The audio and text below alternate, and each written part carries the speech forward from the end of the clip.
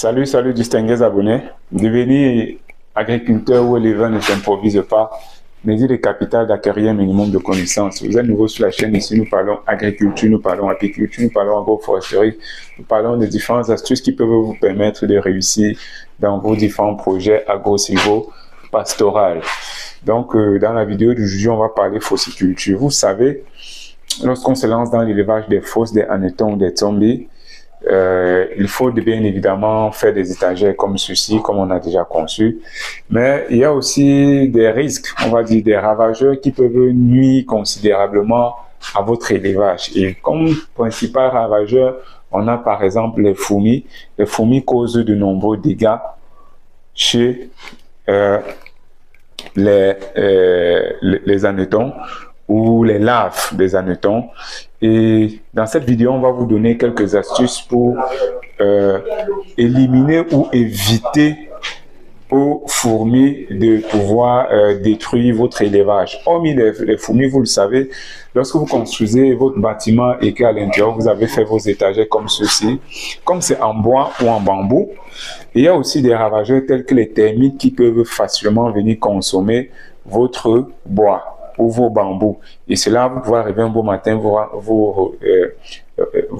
retrouver là et voir que le bâtiment et peut-être les étagères sont tombées parce que les termites ont mangé complètement. Donc, comment donc éviter aux termites et aux fourmis de manger votre bois? Bien évidemment, pour les termites et autres, vous pouvez désinfecter, par exemple, même avec l'huile de vidange pendant quelques jours avant que un bon moment arrive. Par la suite, vous attendre, par exemple, si vous utilisez par exemple l'huile de vidange, comme c'est le cas ici, pour déjà éviter les fourmis, on a donc construit nos étagères, on a utilisé des bouteilles de lait et autres là qu'on a recyclé. À l'intérieur, simplement, on a mis de l'huile de vidange, de l'huile noire. Vous voyez que tous les pieds de notre étagère sont trempés dans ce liquide d'huile de vidange là. Cela évite donc aux fourmis donc de pouvoir monter sur notre bâtiment. Aussi, il faudrait éviter que vos étagères soient en contact avec le sol ou le mur, parce que les fourmis peuvent également passer par le mur pour pouvoir avoir accès aux différents étagères et pouvoir accès au bac. Donc vous voyez que quand c'est comme ça, c'est l'idéal. Il n'y a pas de contact là et chaque pied des différents supports ou des étagères soit trempé dans ce liquide là. Comme c'est un liquide gluant et tout, ça va donc éviter, si les fourmis entrent là, ils vont devoir se noyer forcément et ils ne pourront pas avoir accès au-dessus. Donc, autre solution, c'est que vous pouvez avoir aussi recours à des insectes comme ça, des solutions comme celle-ci là, que vous pouvez verser un peu de vous encercler de part et d'autre sur le sol. Vous voyez un peu quand vous encerclez comme ça de part et d'autre sur le sol, à l'intérieur c'est fini, mais quand il y en a, vous pouvez verser comme ça, encercler vos étagères avec, ça évite donc aux fourmis de pouvoir traverser et pouvoir avoir accès à vos différents étagères. Pour ceux qui sont dans les zones où c'est peut-être assez humide, où il y a trop peut-être les termites qui peuvent ronger le bois, on peut vous recommander par exemple d'utiliser toujours cette huile de vidange là, de mettre ça sur les pieds de vos différents étagères. Vous voyez un peu, quand vous mettez sur les pieds des étagères là, ça protège également votre bois. C'est la même chose quand on construit des campements en forêt ou en savane. On vous recommande toujours d'utiliser l'huile de vidange pour faire comme si c'était de la peinture.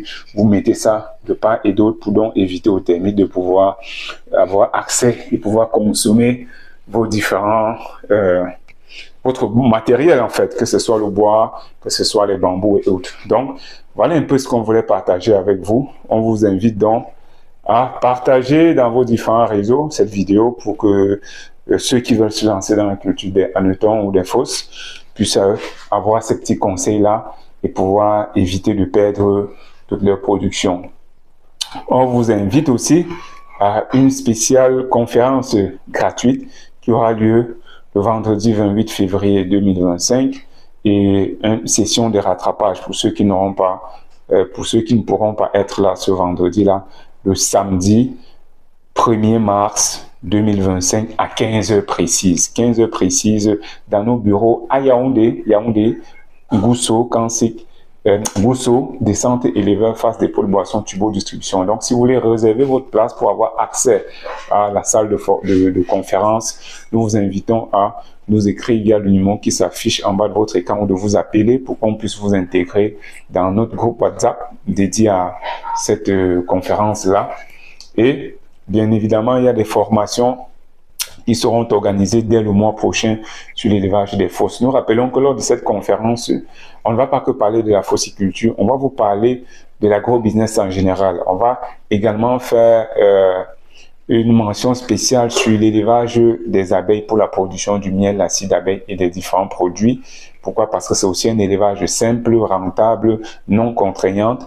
On va également parler de la culture des fraises, des arbres fruitiers et de la banane plantain. Tous ces éléments-là qu'on va échanger pendant au moins 3 heures de temps pour vous donner toutes les informations nécessaires pour pouvoir vous lancer en 2025 et préparer votre retraite, préparer votre patrimoine financier et être financièrement indépendant parce que c'est de ça qu'il est question. Donc, abonnez-vous sur notre chaîne, likez la vidéo en cours, activez surtout la cloche de notification pour ne rien manquer des vidéos futures.